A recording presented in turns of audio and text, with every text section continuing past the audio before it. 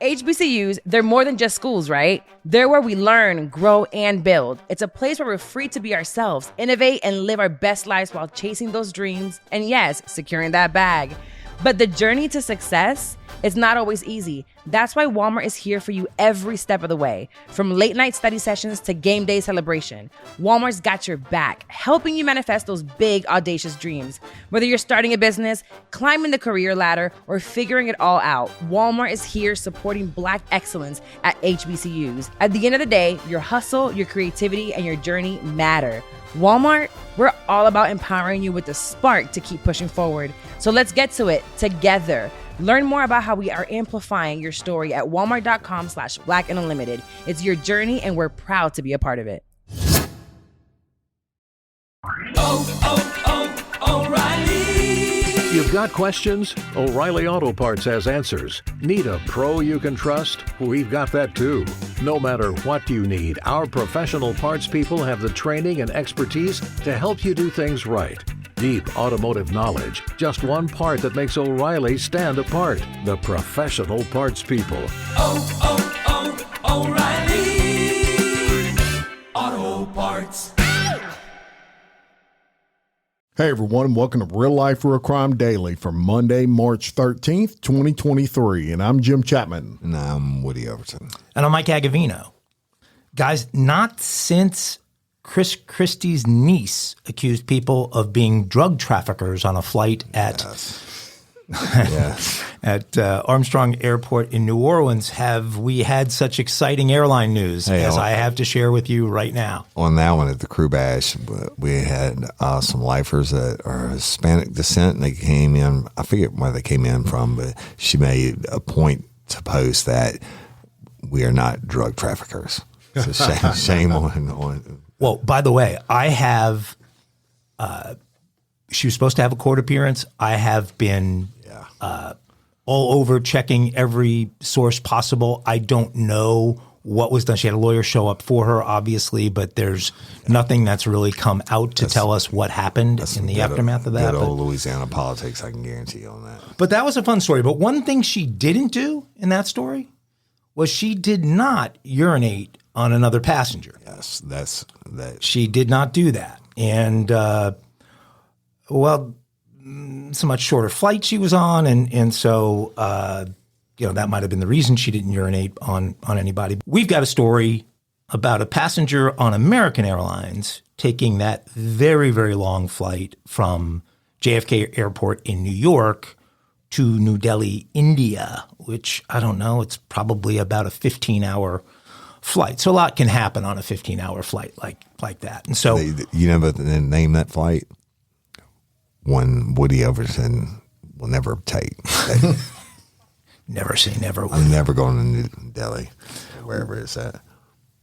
Well, New Delhi's a very nice place. Sure it is. I'm still not going. According to Asian News International, an Indian passenger allegedly, urinated on a U.S. co-passenger mid-flight on American Flight 292 to New Delhi from New York. A 21-year-old Indian was identified as Arya Vora, who is a student in the U.S. He urinated on a citizen on March 4th while he was drunk. It seems alcohol is pretty much the culprit in every mid-flight altercation. Alcohol gets a bad name. It's people that can't handle their alcohol. Well, 15-hour flight. I don't care. I'd be drunk as shit. I still wouldn't be peeing on anybody.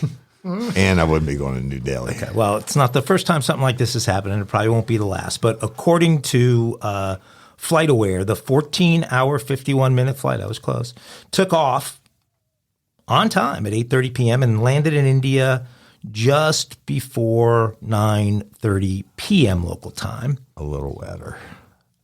It was a 777, which those are nice babies to fly. So he was comfortable. In fact, he was in a business class seat, which is really comfortable on that 15-hour flight. Basically, it's a 15-hour flight you're taking from a living room in the sky. And so don't know why he was having such difficulties. So He was seated in the last row of business class, so he didn't have the clout for first row of business class, but that's still not a bad place to be. Business class give free drinks like first class? Yes, they do. There's the culprit. And they keep them coming. Then, So, like me in the buffet back in the day, I'm trying to see how much I can get. they might even have a buffet I've on actually that been flight. I've actually been shut off on in first class before.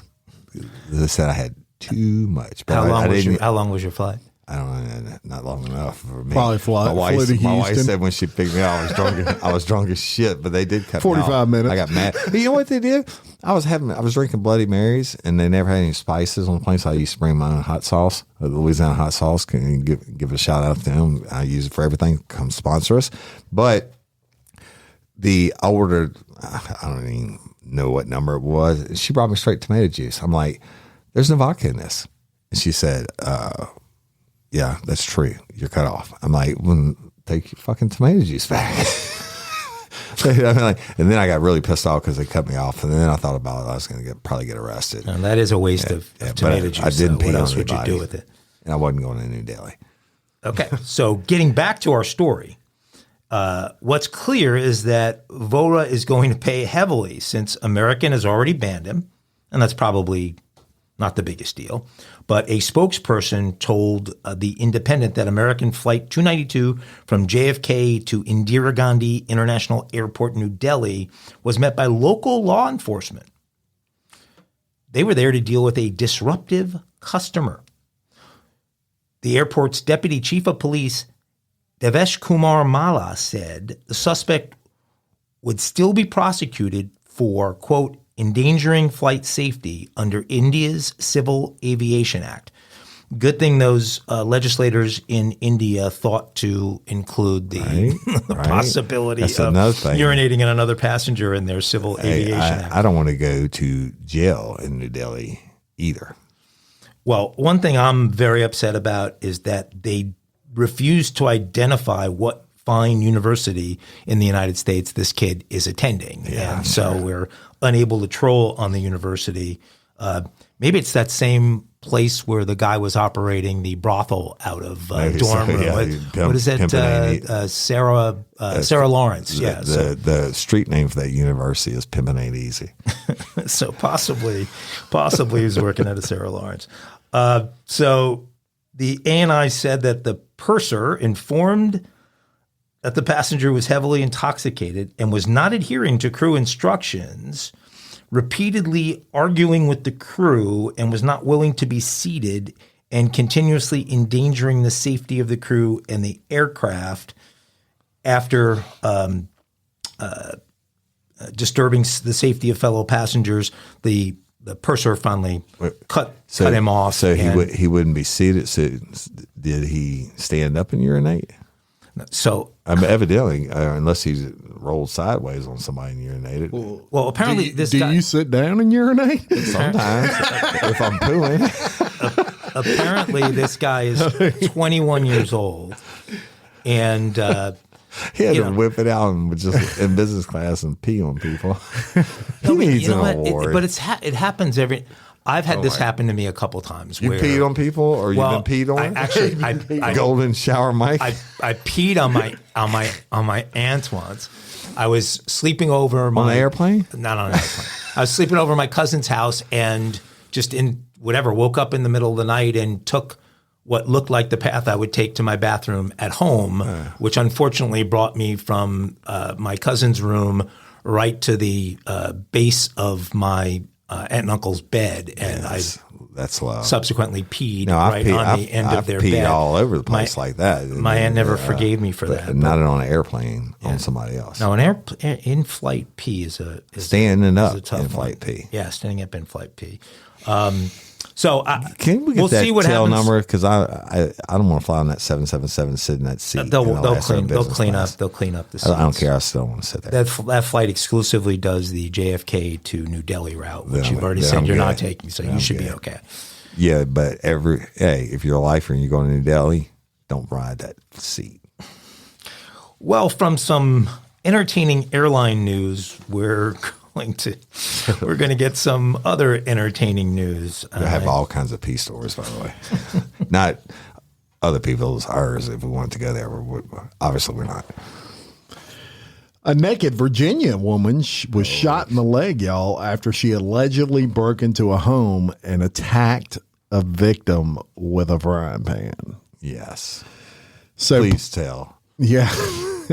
So if you thought it couldn't get any better than peeing on someone, it can. Paula Locklear told the victim to get out of her house or she was going to kill him, authorities said. The lady with the frying pan told the victim. That's correct. Miss Paula Locklear, the naked lady. Okay, so the victim is the homeowner. Wonder if she's related to Heather. I don't know if she was hot there.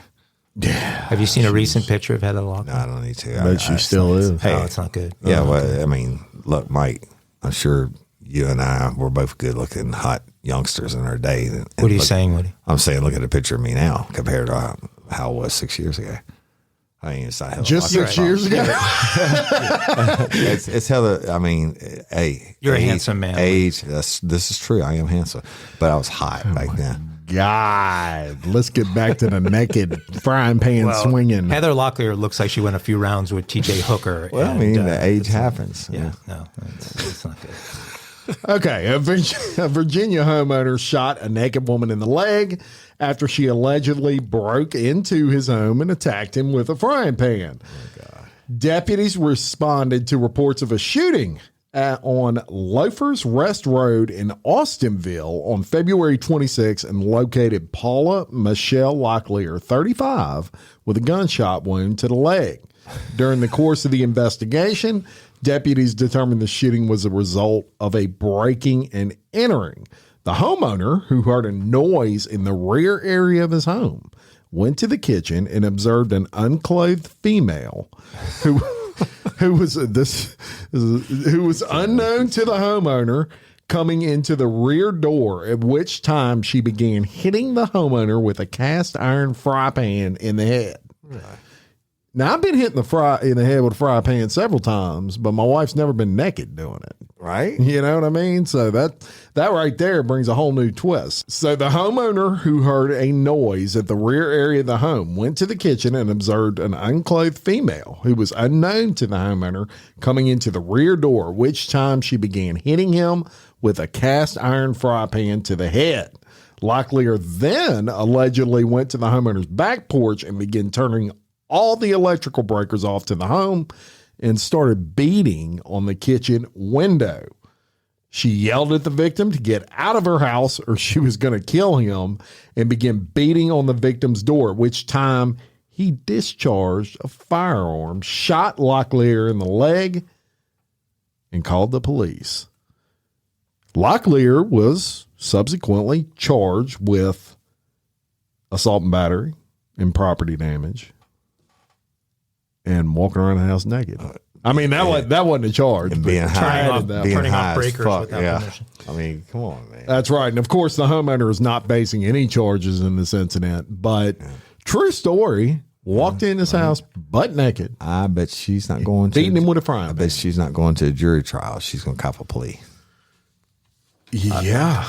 Yeah. But when is her arraignment? That'd be fun to watch if it's available. I mean, she'll say not guilty at first, I would guess. I mean, maybe not. Well, just to hear the charges read. I mean, she's got to be friends with Shabusiness. Right? Shabusiness wouldn't use a frying pan. Right. That's a good point. Don't lower it. Shabusiness is on a higher level. She's not on that level. It would start with meth. There's no meth. Well, we don't know. Yeah. But she might have been on some meth. There was something involved. I don't know if it was meth what or in the hell or possesses not. you to turn off the power breakers?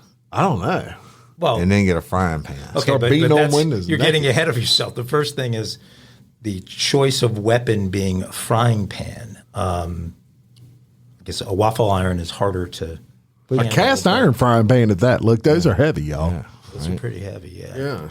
Ain't no aluminum. Turn off the lights. Go inside. Arm myself with a frying pan. Hit somebody with it. And here's the best part of that whole thing. So we're going to post her picture, clothed, on the Facebook page. Y'all can check out what she looks like. She's not, you would think this would be just a totally crazy looking person. She looks like a regular, everyday lady, She probably young lady. I don't know. perplexing. Very. More than perplexing. And I wonder why he only shot her in the leg. Should have shot her in the head. I wonder why he shot her at all. Take that out, Mike. No, don't take it out. She would have blocked it with the frying pan. You know how in the cartoons when you shoot the frying pan, the bullet goes right back in? Maybe that happened. That could have been. We don't know. What happened. Okay. On a far more serious note, this is a really sad story. So, 4 people from North Carolina were traveling together to Mexico because one of the members, one of the women, wanted to have tummy tuck surgery, and Very common. and it's a ton cheaper to cross the border into Mexico and get that type of procedure done. But especially given the situation right now at the southern border, it's not something anyone should be doing without an awful lot of research into where the particular facility is and what your point of crossing is. And as a result of a mistaken identity, at least they believe it's a mistaken identity, 2 Americans are dead, and thankfully 2 others have been brought home. But if you haven't heard about this story, it's a kidnapping story. As I said, they were traveling to Mexico for this surgery. Shaeed Woodard and Zindel Brown are the names of the people who were killed by a gunman in the city of Matamoros, which is one of those border cities right across the river from Brownsville in Texas. An official familiar with the ongoing investigation said their bodies will be examined by Mexican authorities prior to the remains being turned over to the U.S. government. So we are not in possession of their bodies as far as I know at this moment in time.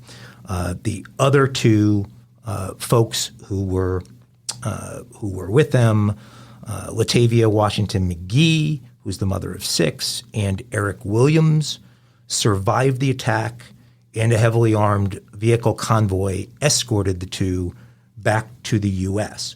Williams, unfortunately, was shot 3 times, twice in one leg, once in the other. His wife, Washington McGee, who is that mother of 6, was fortunately not seriously injured. The Mexican Attorney General said in a tweet that investigation and intelligence work continues to capture those that are responsible. He said the kidnapping appeared to be a case of mistaken identity, and the group of Americans may have been confused with a rival Haitian gang. So the 4 Americans were African American, and so that's where the possibility of being confused with a rival Haitian gang comes in. But they were in a minivan with North Carolina plates, which seems like that would be a little bit difficult to confuse. But they were somewhere that they shouldn't have been, and somewhere specifically where the U.S. government tells you not to go. So there was a guy that was arrested. He was guarding the shack, the wooden house that they were being held in. Apparently, they had been moved around from place to place, but the authorities were able to find them at a wooden house, which was quite a distance outside of Matamoros. The 24-year-old man who was guarding that wooden house, really it's a shack or a shed, was identified only as Jose N. I think they have since come out with his whole name.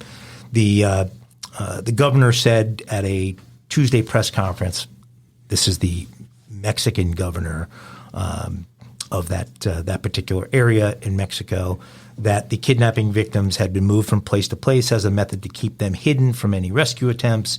It's not clear yet how the group was found by investigators. The tight-knit group of friends traveled from South Carolina to Mexico, so Washington McGee, one of the survivors, could undergo a medical procedure, tummy tuck across the border on Friday, but they never made it to the appointment. 2 family members told this to CNN. The group crossed into Matamoros and about 9:18 a.m. on Friday, but they got lost while trying to locate the medical clinic that they were supposed to. She was supposed to have the procedure at. They reached out to the doctor's office for directions, but were struggling to communicate with the office because of poor cell service in the area. So, talk about just a. I hate it. I hated, serving for those people, and I'm just sitting here thinking.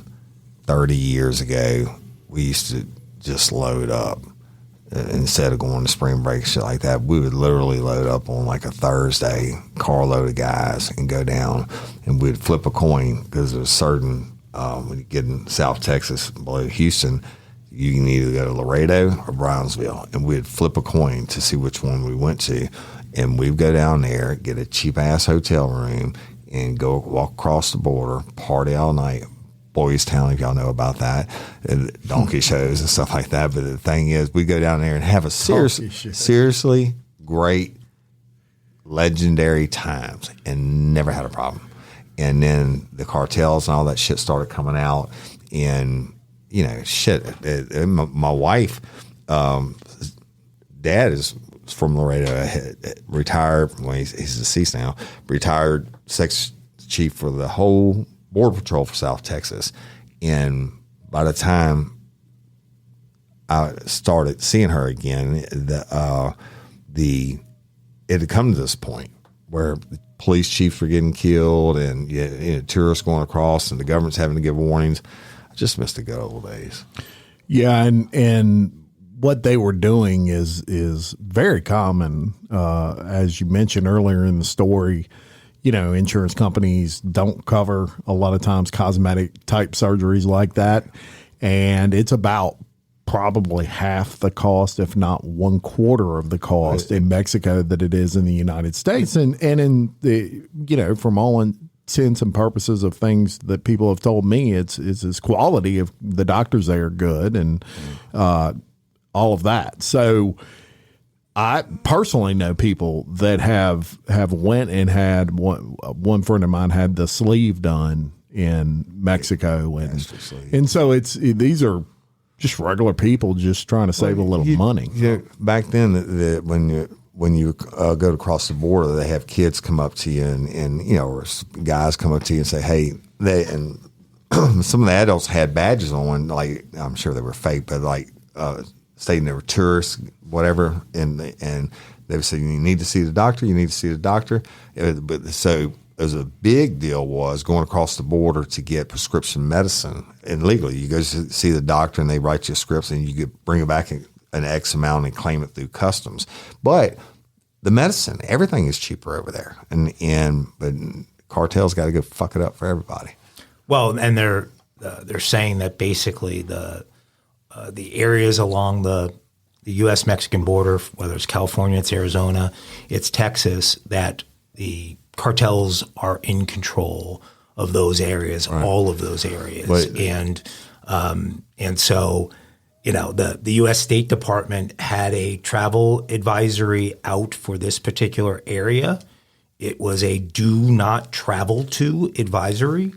The advisory says the area is known for organized crime activity, including gun battles, murder, armed robbery, carjacking, kidnapping, forced disappearances, extortion, and sexual assault. And so anyone looking into or thinking about having one of these procedures should be doing enough research to tell them, if they're going to move forward with something like this, where it's safest to try and do it. They need to spring for the ticket to like Cancun, because Cancun is such a tourist destination. They actually have checkpoints on the outside of the cities. Even though the cartels, especially during spring break, the cartels still bring in all the narcotics that are sold, but they don't play in the tourist areas. They don't want that bad publicity. You go across the border, save a nickel.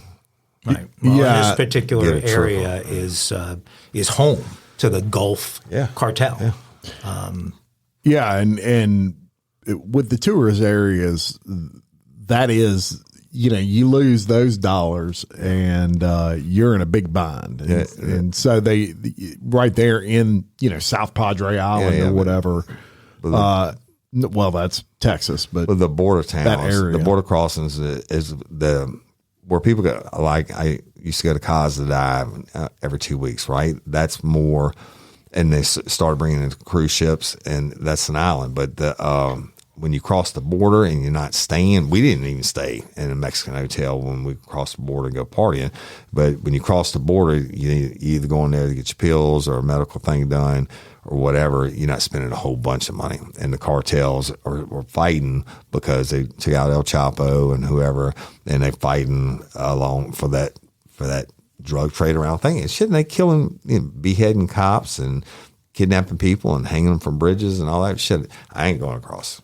Well, I can't imagine anything, that scarier than getting lost in that area, because they probably knew there was a certain amount of risk in what they were doing, but thought it's a short trek and there's four of us. Right. And, we're in a minivan with North Carolina plates, but, getting lost, probably didn't help the situation. And the survivor's guilt that woman is likely to have because they all were there so that she could get her procedure. Thankfully, she'll be able to go home to her children, but I'm sure she'll carry a lot of guilt for a long time. Sad. Unbelievable. Spark something uncommon this holiday with just the right gift from Uncommon Goods. The busy holiday season is here, and Uncommon Goods makes it less stressful with incredible hand-picked gifts for everyone on your list, all in one spot. Gifts that spark joy, wonder, delight, and that's exactly what I wanted feeling. Hey, y'all, I ordered a super cool piece. It's a candle with a sculpture of an LSU's Tiger Stadium on top of it. And each officially licensed laser-cut wooden replica features up to 4 layers of detail, creating a bird's eye view of a specific football field, seating section, and more. And every label includes your stadium's name, the team's logo, and school location. And it has a coconut, soy, vegan wax infused with sandalwood smell that creates tailgates and touchdowns scent profile, reminiscent of game day. It's invigorating like fresh cut grass and nostalgic like smoke from a pre-game grill, and calming like the crisp autumn air of a new semester on campus. Y'all, I love it. I have it at the base of my TV, and I'm ready to watch the Tigers play on Saturday night, right? Uncommon Goods. Look, when you shop at Uncommon Goods, you're supporting artists and small independent businesses. And many of their handcrafted products are made in small batches. So shop now before they sell out this holiday season. Uncommon Goods looks for products that are high quality, unique, and often handmade or made in the U.S. They have the most meaningful, out of the ordinary gifts anywhere. They even have gifts you can personalize. From holiday hosts and hostess gift to the coolest finds for kids, to hits for everyone from the book lovers to diehard sports fans. Uncommon Goods has something for everyone, not the same old selections you can just find anywhere. And with every purchase you make at Uncommon Goods, they give $1 to a nonprofit partner of your choice. They've donated more than $3 million to date. So to get 15% off your next gift, go to uncommongoods.com/RLRC. That's uncommongoods.com/RLRC for 15% off. Don't miss out on this limited time offer. Uncommon Goods, we're all out of the ordinary. Hey ladies, are you feeling overwhelmed by hormonal changes? Well, you're definitely not alone. There are more than 1,000 hormone disruptors living in our environment right now. It's in your food, your water, the air you breathe, the clothes you wear, your skincare products. They all mess with your hormones. Then there's the natural hormone changes your body goes through. Premenopause, menopause. And while it's a natural process, it doesn't mean you have to suffer through it. The good news is you don't have to suffer through it anymore, because now you have Hormone Harmony, a formula made only with herbal ingredients that are shown to reduce hormonal symptoms in women of all ages. Hormone Harmony is not just a hormone support and supplement. It's become a phenomenon. Women can't stop talking about it on social media. A bottle of Hormone Harmony is sold every 24 seconds. And the biggest benefit? Well, my wife says it makes her feel like her own self again. And that's what women mention over and over in the reviews. And there are over 30,000 reviews for Hormone Harmony. And for a limited time, you can get 15% off your entire first order at happymammoth.com. Just use code RLRC at checkout. That's happymammoth.com and use code RLRC for 15% off today. That's happymammoth.com and use code RLRC. You guys are completely unprepared for the next topic I want to get into, and That's the way we do it best. there's a distinct possibility that I'm going to get tackled and Here comes some political stuff. pulled out of the room right now. God, I already tell you it's going to be coronavirus. Okay, just I already knew it. just COVID. That's what I meant. Is it the same thing? Okay. Yeah. There's a bunch of things that are going on right now because what is happening in Washington is you have the House of Representatives, which is now in majority control of the Republicans, and so the Republicans have launched a number of investigations into different topics, such as the origins of COVID would be one of those topics, and so if you're entertained by watching congressional hearings, there's an awful lot out there to choose from right now. Yeah. That The only people that are entertained Actually, by I those do get entertained by I must admit, I watch a lot. I was going to say the only people that get entertained by those are the people who's in the hearings, family members. well, one of Only the face on only mama could love. okay, one of the other things that, as I'm sure you guys have at least read about this, if not seen a lot on it, but the new Speaker of the House, Kevin McCarthy, Who's that? believe it or not, it's a Republican from California, shared over 40,000 hours worth of video surveillance tapes from inside the Capitol taken on January 6th of 2021 with Tucker Carlson of Fox. And I'm assuming it's from different cameras because there was only 24 hours in that day. You said 40,000 hours. yeah, there's a bunch of different cameras, different rooms, different camera angles, and Have any in the bathrooms?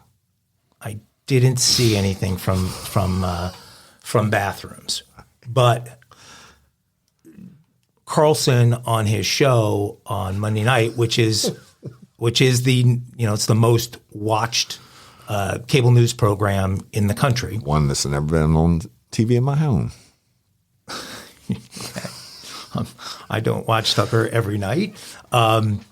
This is going to position Mike as far right, and Mike is not far right. He's far right. No, They he don't is even not. have a He's actually definition a for- libertarian who never voted for Donald don't even Trump. have a So let's definition of let's what- just straighten the record out. Which tells me you did not They don't vote in have a 2016. direction for what you are, Mike. Jim would be Yeah. correct that I did not vote in 2016. But you use it or lose it. Shame on you. You should have voted. I was in California, and my vote wouldn't have counted anyway. But symbolic. Oh, God. Anyway, guys, we're not. This is actually not really a political conversation as much as it's a conversation about crime and what is or is not a crime.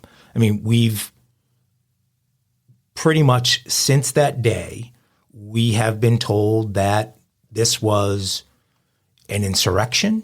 This was an attempted overthrow of the will of the people, the overthrow of election results. We were told that as many as 5 people were killed during this day. We've been told that this was a deadly mob, a deadly insurrection, et cetera, et cetera, et cetera. Now, I'm not sitting here telling you guys that there's nothing wrong with what happened that day. There's a lot wrong with what happened that day.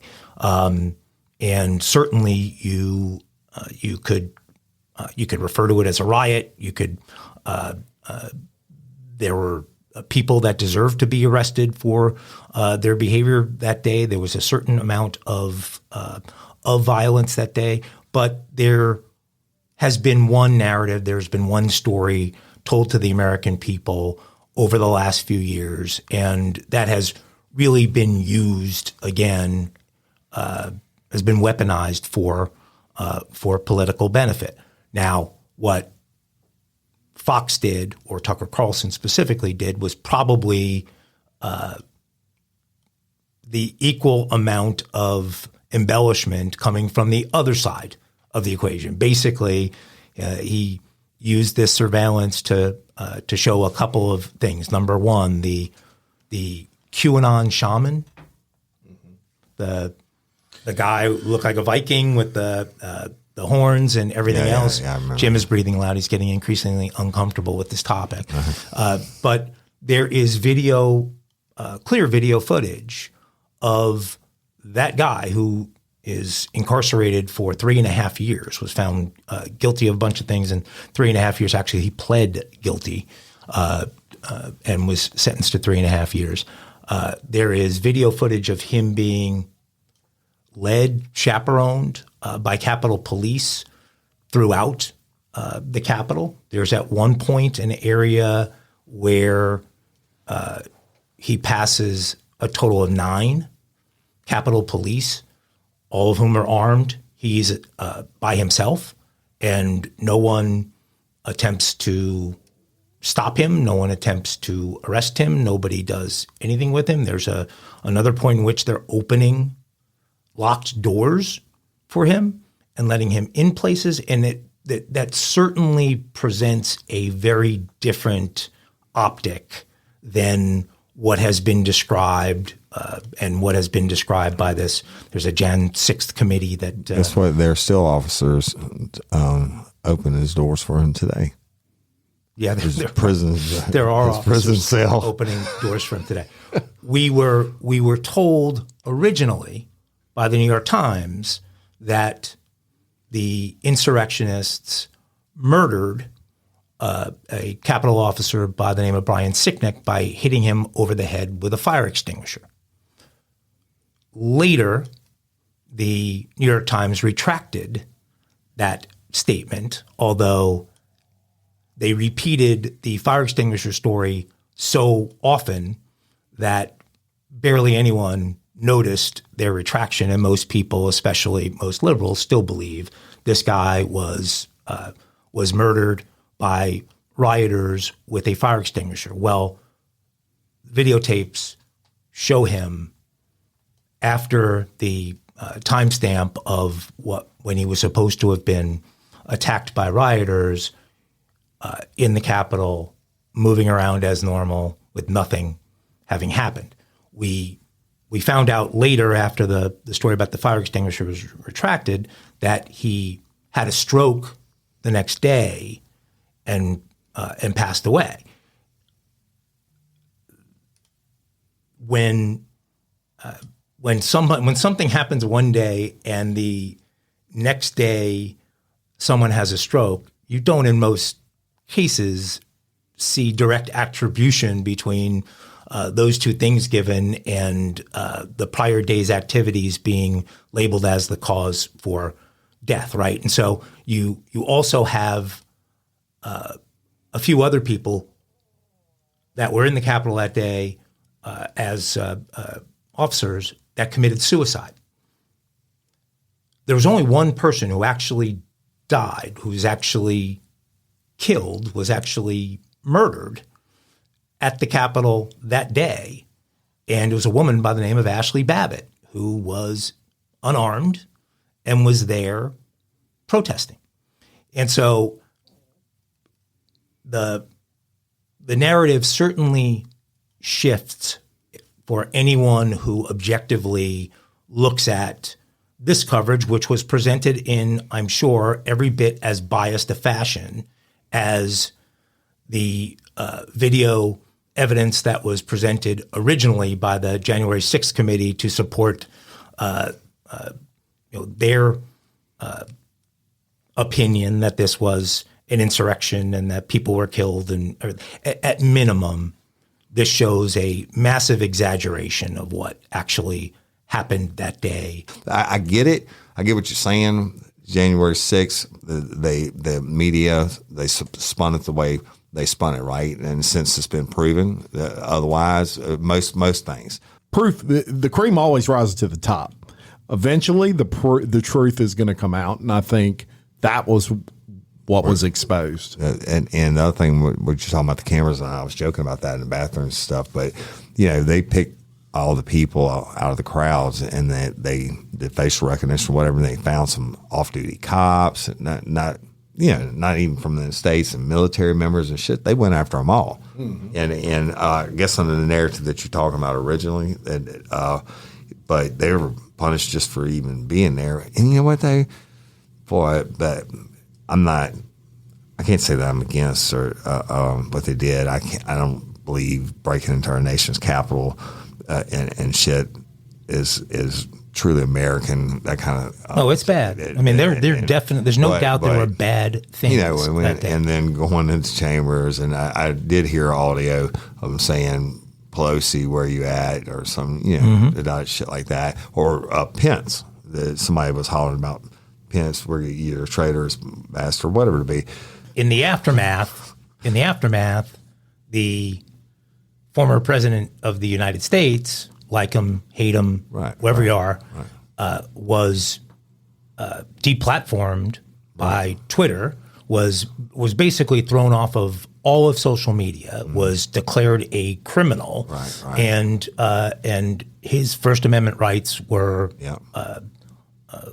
destroyed. Well, I think the lesson and where I'm really that's what I was asking. Where I'm really trying to go is, look, this, I don't want to miss it. This happens the same week that Dominion Voting Systems is suing Fox, and some of what has come out in that case makes it very, very clear that that news and commentary hosts at Fox were very well aware that there was nothing to the story that was being shared, the conspiracy theory that was being spread, that it was an actual hack of Dominion Voting Systems that were crediting votes to Biden instead of trying to direct attention away to alleged riots to get it away from the voting. So. No. But what I'm saying is that this kind of misinformation, these narratives that drive, whether it's folks on the right or folks on the left, that drive a base of voters into outrage, are oftentimes created in a lab, if you will. I mean, the folks involved in the January 6th narrative's creation knew they were way over the line in what they were saying happened that day. Just like the folks that created and drove the Dominion Voting System story knew they were out way ahead of their skis. And so anybody out there that believes you can have one source of news, if you're on the left and it's CNN or it's MSNBC or NBC, whatever, if you're on the right and it's Fox or whatever else you might choose, you're never going to be able to discern truth from exposing yourself to only that stuff. And what we see with January 6th is that now you have both camps taking decidedly different approaches with access to the same information because their access is biased, and they're ultimately in the business of making money with advertising, which means they're in the business of getting the biggest audience they can possibly get. And they know the left audience knows, the folks running those companies on the left know their audience wants to hear bad shit about Trump. And the audience on the right knows, the networks on the right, Pelosi. That they want to hear bad news about liberals and about a bunch of liberal policy, and that's why to to have any understanding of what's actually happening out there, you've got to broaden your horizons, and you've got to look. And these days, which is counterintuitive, but it's the only way actually to look at things is it's not necessarily us, but it's shows like ours I was about to say I have an answer for it. Where it's just a few people who come at it without an agenda, who have access to certain pieces of information, who believe in the power of truth and are willing to share it. And so it's folks that have blogs or podcasts or small shows on startup streaming channels, whatever. You're much more likely to get quality information from there because there's not a corporate agenda driving what people are doing. And you see that with the January 6th story. Hey, y'all, let me tell you about Gobble. All Gobble meal kits are pre-prepped. That means less work for you and less waste in your kitchen. Their meal kits include everything you need so you can save time at the store or just skip that trip entirely. I got the box in and I had 3 different meals. I had a Kung Pao chicken, crispy fish tacos, and a beef bourguignon, however you say it. But let me tell you about the classic beef bourguignon. Look, it came with beef pot roast and a beef broth concentrate, red wine demi-glaze, cremini mushrooms, cipollone onions, mashed potatoes, baby carrots, and rosemary thyme butter. It was so easy to make. Literally like 15 minutes it took Cindy. And let me tell you something, all the dishes were fire, but this thing was like a taste explosion in my mouth. It's just unreal. We've got to spend more time together and more time doing the things we love because everything came in this one single box right to my door. So see what a difference Gobble will make for your household.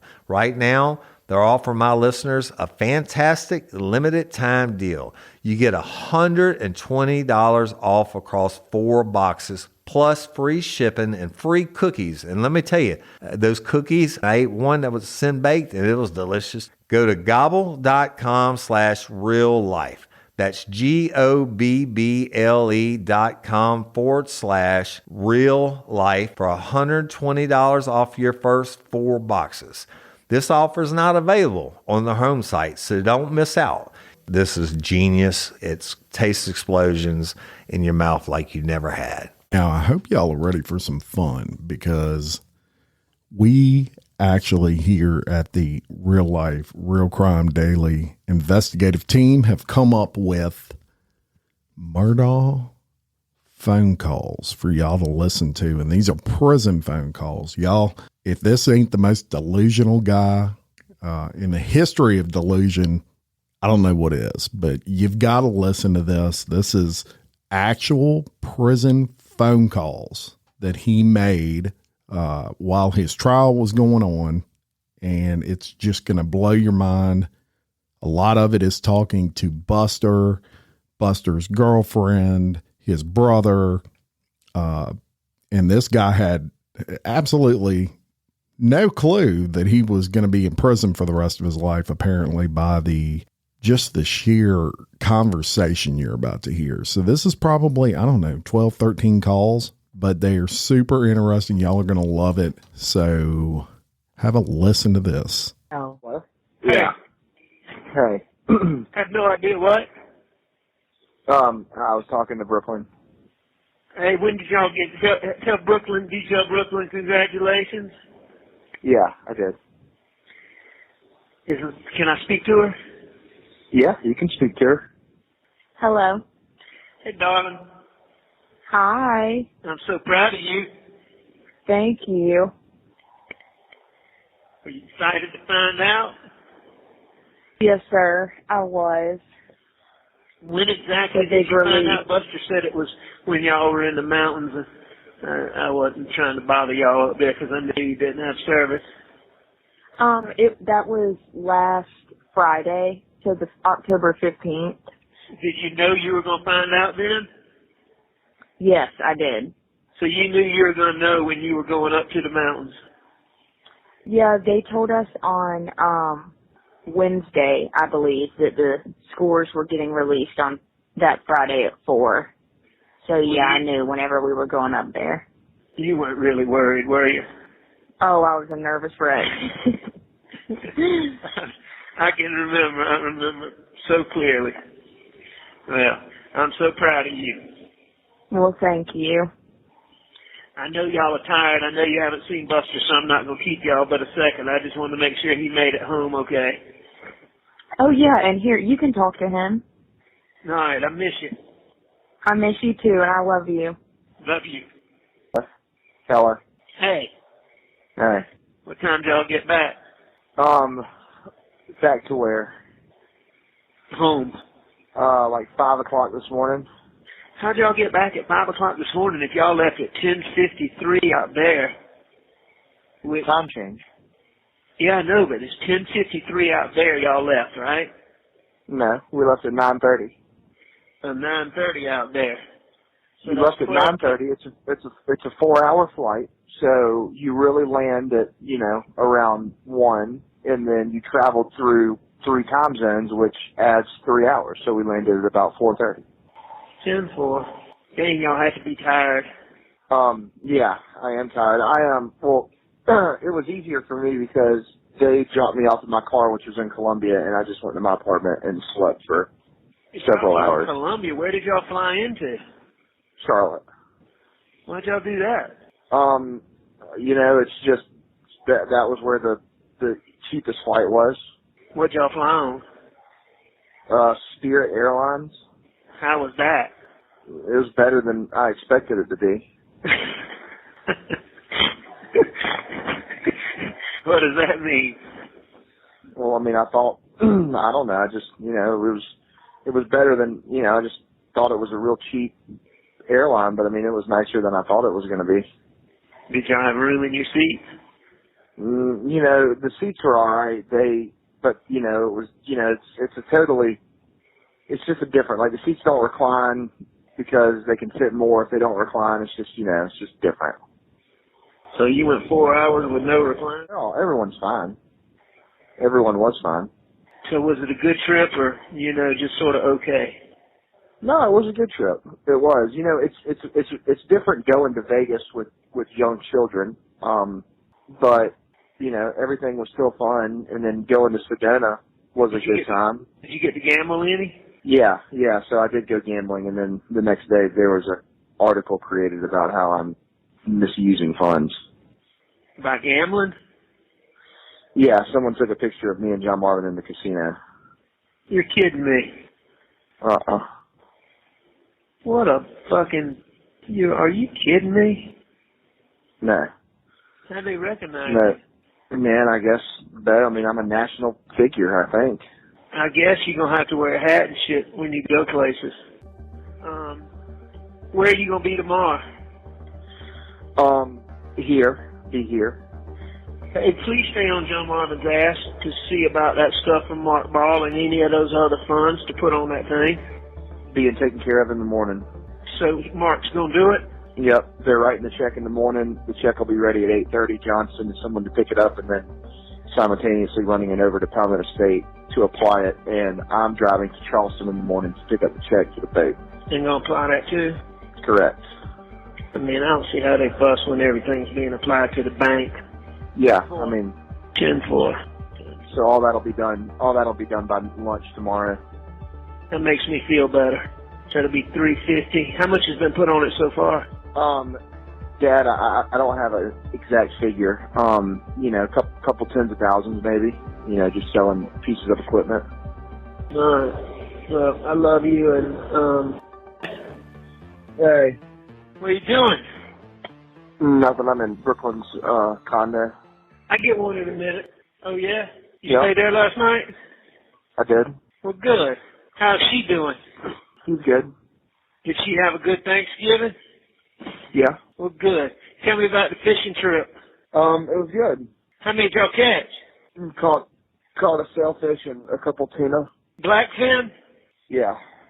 No wahoo? No wahoo.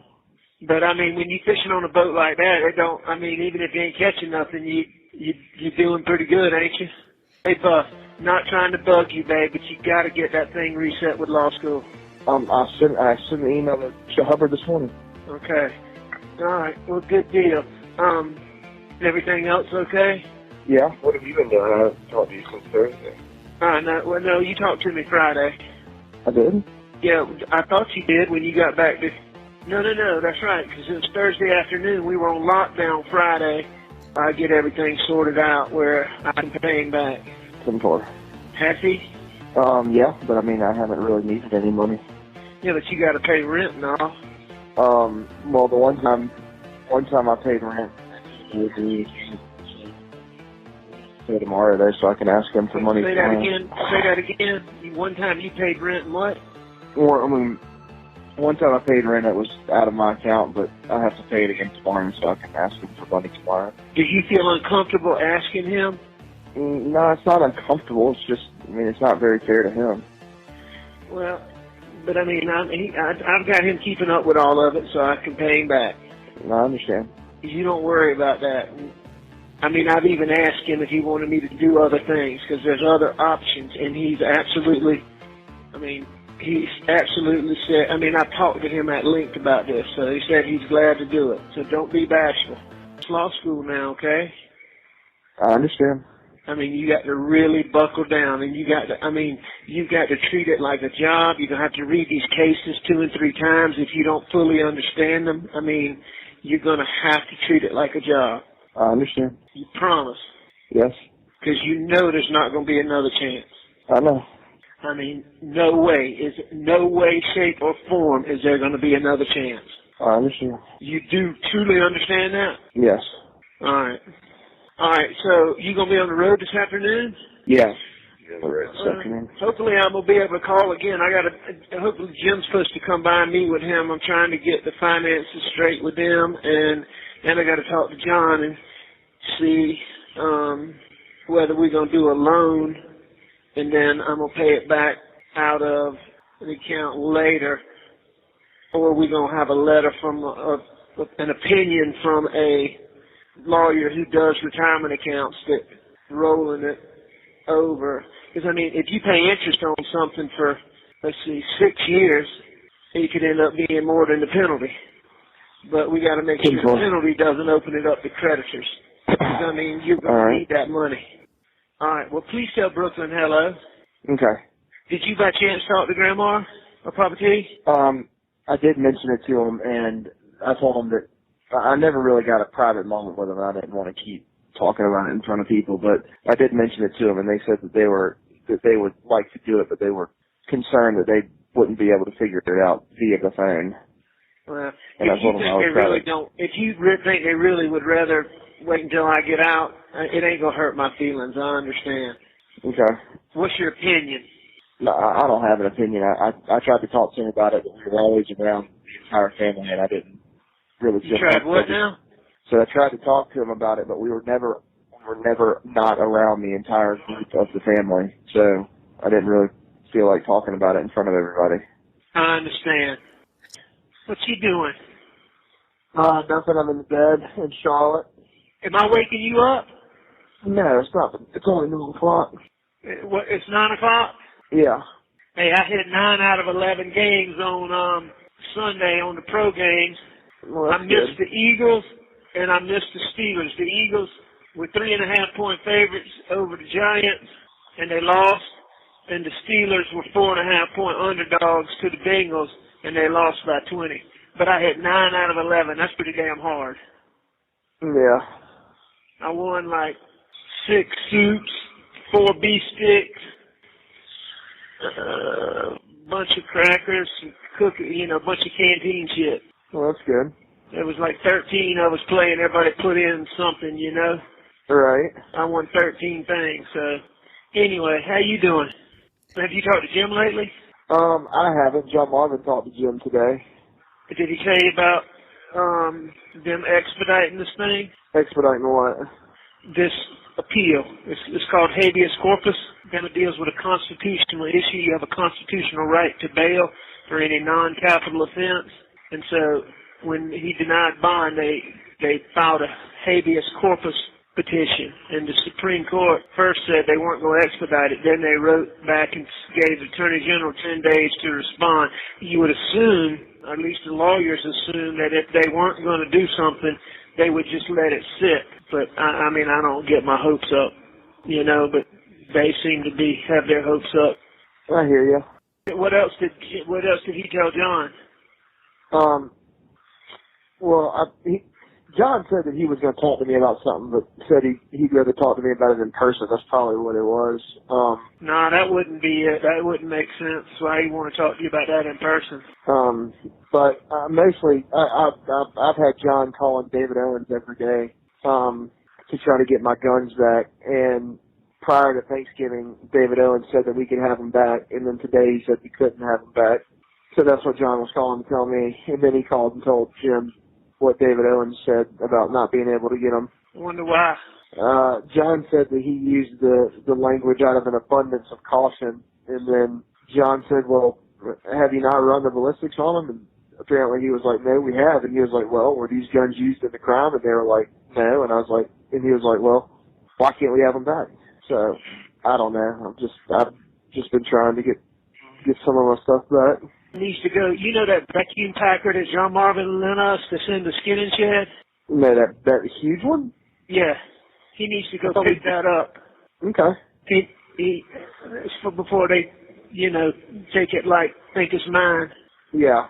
Paul had borrowed it, and there's a bunch of John Marvin's tools in the shop. I told him he needs to get out. All those Milwaukee tools, all those jacks, all that stuff Paul borrowed, and I borrowed a lot of it too. Yeah, we're gonna go. We're gonna be down in Greenfield this weekend hunting quail, and he talked about going over the Moselle and getting some of that stuff next time you're on the phone. I'll have a pen and paper. But she's got a specific address. No, I still haven't called Blanca. I keep forgetting to call Blanca. Okay, do you want me to get somebody else to do it? No, man, I'm fine to do it. It's just, I don't know. For some reason, I keep forgetting. Okay, well, are you going to remember for me? Because I'd like to call her soon. And I don't mind getting somebody else to do it. I know you got a lot going on. No, I mean, do you have Blanca's number? No, that's what I say. I told you I got to get her number, and I wanted you to let her know I'm going to be calling and make sure that she's good with that, number one. And number two, kind of tell her what she's got to do. 10-4. Okay, well, yeah, I'll reach out to her. Will you please do that in the morning? Yes. And will you please tell her that I'd asked you to do it before Thanksgiving and you just had a lot going on and forgot? Yep. You promise? I promise I'm going to try, bro. All right.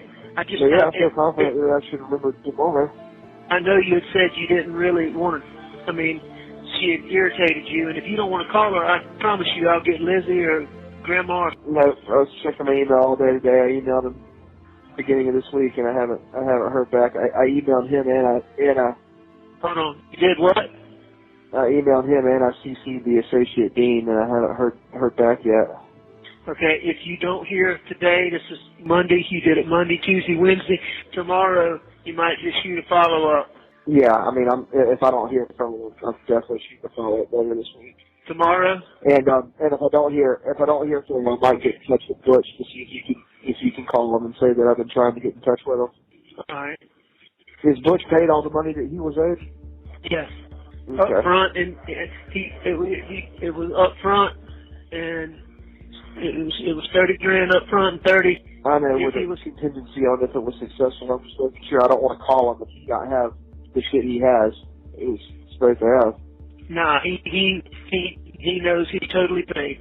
I mean, would he be willing to do something like that, you think? Absolutely. But I would do it yourself first. I'd just say, hey, just following up,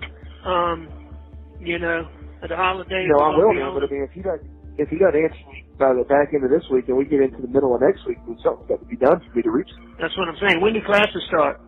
January the 5th. 5th? Yeah, that's why. You need to send it tomorrow, and if you haven't heard from him by Friday, and I'd say something real nice, just like, hey, just following up on my email. I know this is a busy time of year, but was hoping we could meet soon, just like that. We could get a meeting set soon. Yeah, or a reset soon is what I'd say, and then just say thank you for your attention. 10-4. Something real nice like that. But you ought to send it tomorrow to give him a chance to respond to you Friday. Call Butch. I call him late Friday afternoon, and Okay. that way he can be prepared to call them first thing Monday morning. 7-4. Are you willing to do that? Yeah, I'm the one that came up with the idea on this telephone call. Buster, there's so many things I got to tell y'all when I get out of here. Lord have mercy. This is something else. But anyway, I love you. All right, love you too. I hope you know how proud of you I am. Yes, sir. You hear me? I do. All right, old boy. Talk to you soon. All right, bye. Love you more. Bye. No, everything's good. You know, when we start talking about things over the phone, it always bothers me, you know, 'cause I don't know who listens on this phone or not. Especially this phone. So remember that finance stuff straight with Jim and Dick. Okay. I put some thought into it, and I want you to will you have that letter with you tomorrow when I call you? No, but I'll see if I can dig it out. That letter really was nothing more than saying that they had received a request to look into it. It didn't say that it was being moved. It didn't say anything along those lines. But I'll try to find that letter. Find that and try to read it to me, and I'm going to talk to you about this other stuff, and let's figure out, I think I about figured it out, but let's figure out what to do, because I'm not going to be able to talk but about another minute. I really started exercising pretty dang hard. I was like almost 2 hours and 40 minutes today, just because we were shut in the room this morning, but I've been like an hour and 15 or 20 minutes a day. Yeah, but that's good. That's very good. This is the start of I started on Friday the 12th. And right. I can tell a distinct difference already. You know, I hadn't exercised in 25 years. Yeah, but hey, me either, actually. And, you know? And both laying around in rehab and then really for 38 days I did very little. The last about 7 I was up a lot more, but I still wasn't doing anything strenuous. So that's a month and a week. And then when I came in here, I obviously thought I was getting out on the 19th, so I didn't do anything. And then I thought I was getting out shortly after that with Donna Maddox, you know. So I didn't do anything for about 2.5 weeks in here. Right. Really, it's longer than that. And then I started doing a few push-ups. But for some reason, it made my head hurt after about a few days. But now it's not doing that. I guess I've gotten. You told me that. I've gotten in better shape. Hey, bud, have you talked to Jim and Dick or whomever else about filing bankruptcy, bro? Yeah, we've discussed it, but there's some time in. It's almost like you're stuck in bankruptcy right now, but you got all the bad from it, but none of the good from it. You know what I'm saying? So they're talking about, I'm not really familiar with this, but apparently there's a civil writ. What is it? I've heard of the writ of mandamus, but I don't really know what it is. But it must be something that gives you quick turnaround. Right. When it's you got immediate harm. Supreme Court. Yeah. So, that's what they're going to do if, he's going to deny it. He's going to do it. But they at least told me, Dick came to see me yesterday and told me that the Supreme Court, they filed I've heard of this too, but I didn't know what it is. You know what a habeas corpus writ of habeas corpus is? I know it's something directly to the Supreme Court, but other than that, no, I don't know. So apparently, there's nobody with this kind of stuff that has ever not gotten a bond. It might be a huge bond, but they get a bond, and you're constitutionally entitled to a bond for non-capital offenses, is what they tell me. Constitutionally entitled. And because it's a constitutional violation, you can file a writ of habeas corpus. Same thing like writ of mandamus for a civil charge. Habeas corpus is for a criminal charge. I think they're the same thing, just one's criminal and one's civil. And I got you. anyway, they initially said they weren't going to expedite it, but then they said they are going to expedite it, and they gave the Attorney General 10 days to respond.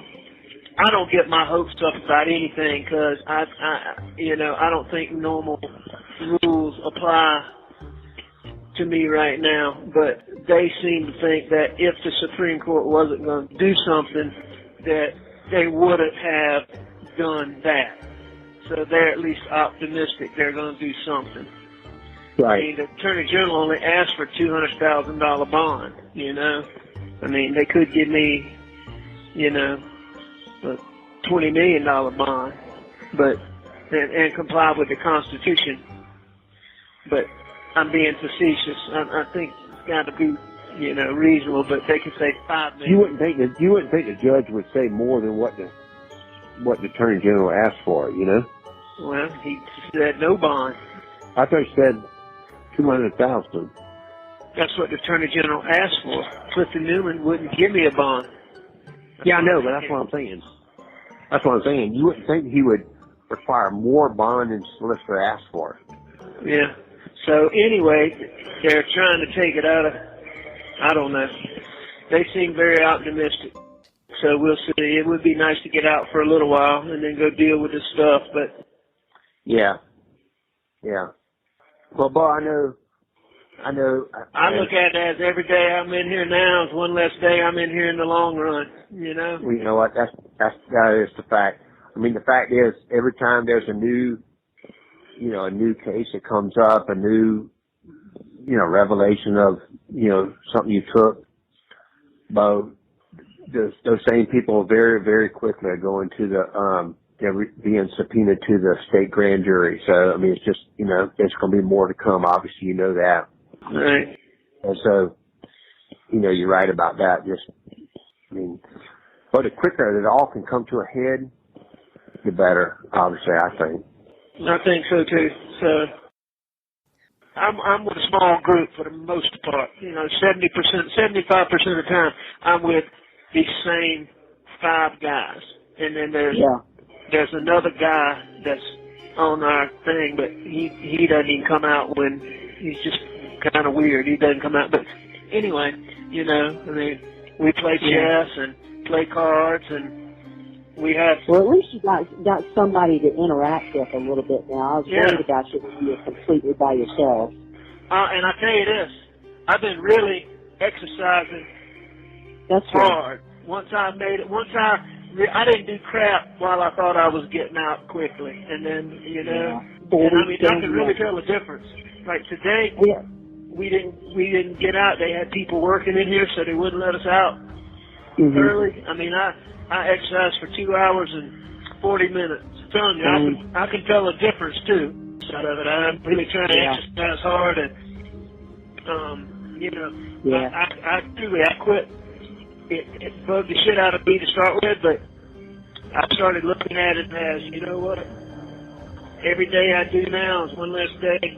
One less you have to do on the tail end of it. You are absolutely right. And just got to keep that attitude, but I know it's tough. I can't imagine. Well, how you doing on finances? Pretty slim, but it'll be getting better. Well, listen here. Do you want me to tell Uncle John to give you, you know, several $1,000s, and then I'll pay him back?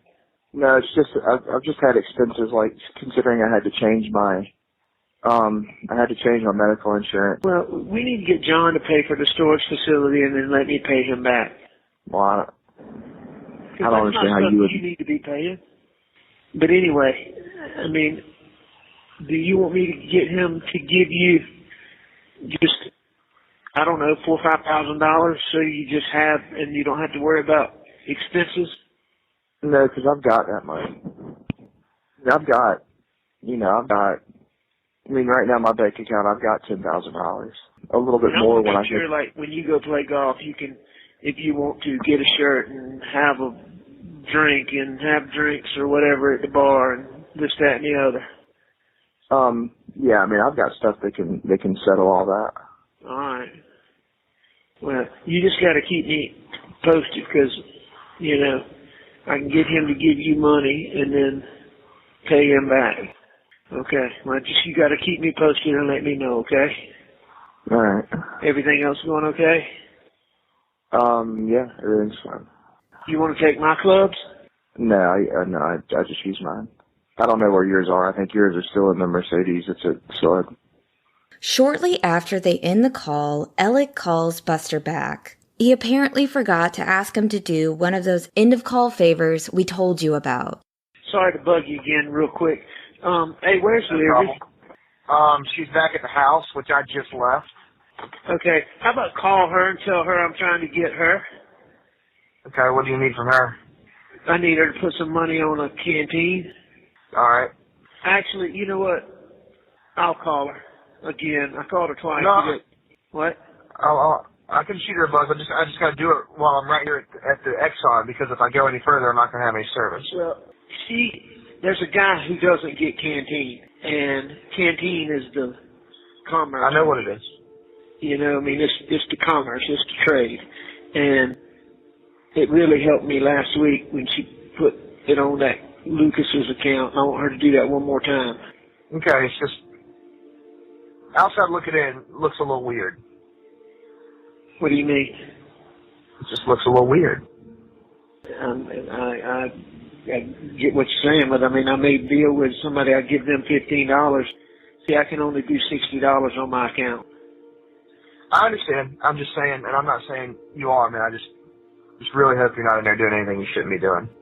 Oh, no, I'm not doing anything. I promise you, that's not the case. All right, well, let me call her real quick and tell her to be on the lookout. And I would, do you have an idea of like time in there at all? I'm not gonna bother you. You can have some quiet time, but I need y'all to put. I need one more time y'all to put canteen on Justin Lucas's account. Okay. What's going on? What? What's going on with? It allows me to get stuff that I need. We can only do $60. And he doesn't get canteen, so I give him some money in return for using his account. I gotcha. You see what I'm saying? Yeah.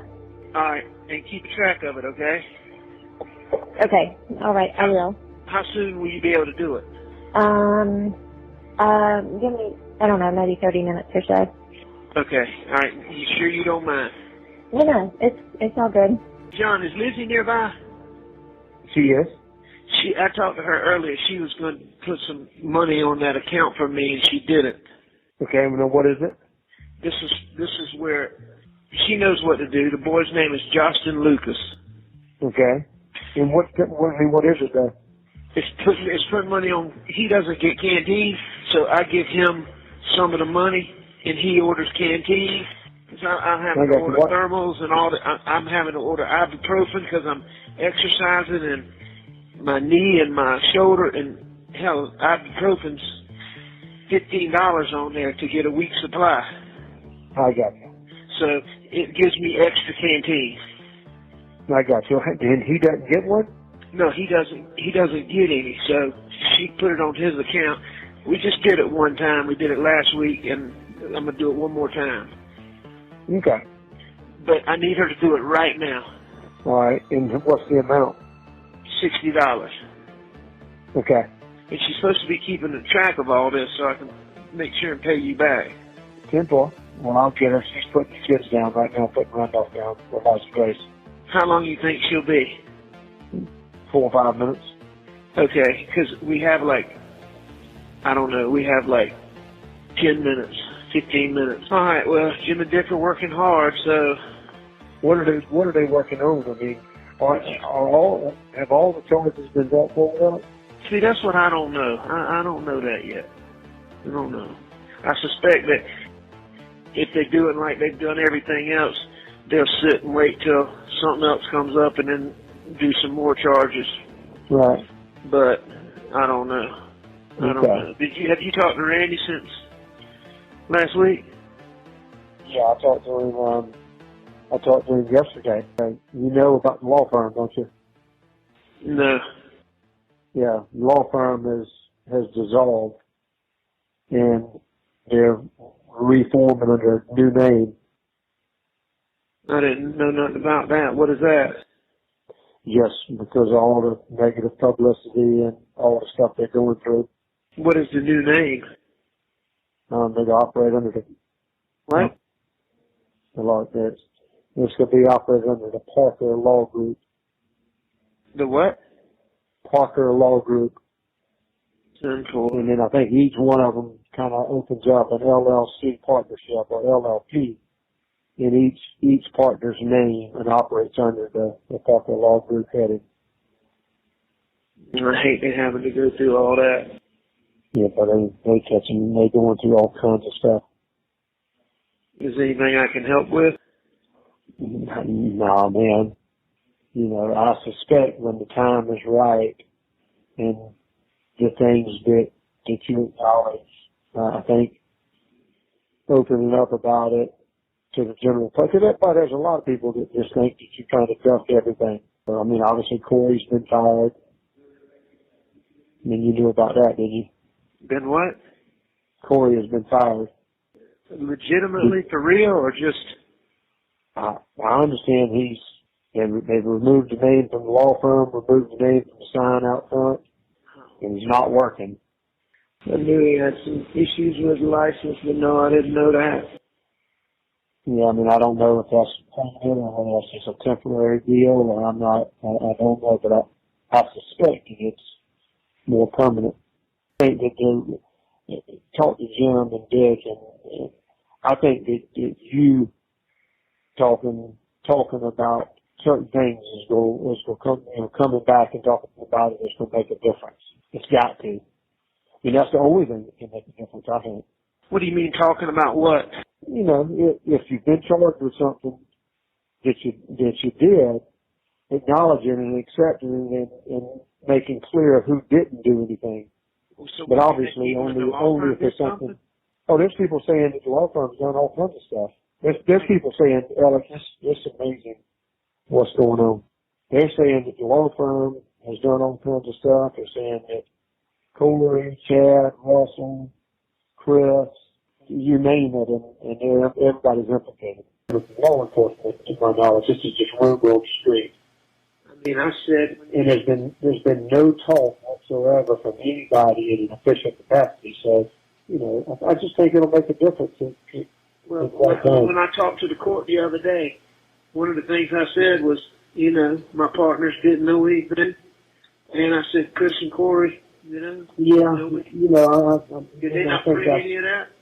No, I meant very little of that was said because they couldn't report it. So it was brought back out, but I don't know. It's worth talking to Dick and Jim about to see if I don't even know if there's any way to give an official statement or I don't know. They got to figure all that out of it. But they don't have the same issues that Randy and the firm and everybody else has. They don't what? They aren't having the same issues. Who is it? It's more perception than anything at this point. Who isn't having the same issues? Dick and Jim. I mean, they're looking at it from a whole different perspective. You know, they're doing it from a way that they manage. That's just what they do. They know how to manage what they're handling. I need to sit down with them and figure out what I can do. Is what I need to do. Well, it'd be worth a conversation with them to find out for sure. And it may not matter. I don't know. I mean, I feel like that's about the only thing left that. You know, I just don't know the manner to do it. And you only do it if it's something that you did or need to say. I mean, obviously, if it's something that you weren't involved with, you certainly say that. Sure. All right. Thank you for letting me. Anyway, I'll get those right now. Because of me or because of Maggie and Paul? Maggie and Paul in particular. I know all about that. Yeah. Talk to Lizzie real soon. Yeah, I'll do that right now. The dude just told me we got like 2 minutes, so she's got to do it. All right, I'll do it right now. Can she do it right now? Yeah, I'll get her. Listen to this now, John Marvin. You got to remember this name. Justin Lucas. So that is Alex Murdaugh, raw, unscripted, uncut. Just thought that'd be a fun end to today's episode of Real Life Real Crime Daily. Until next time, I'm Jim Chapman. I'm Woody Everson. And I'm Mike Agavino. Your host of Real Life Real Crime Daily. Peace. Shabusiness.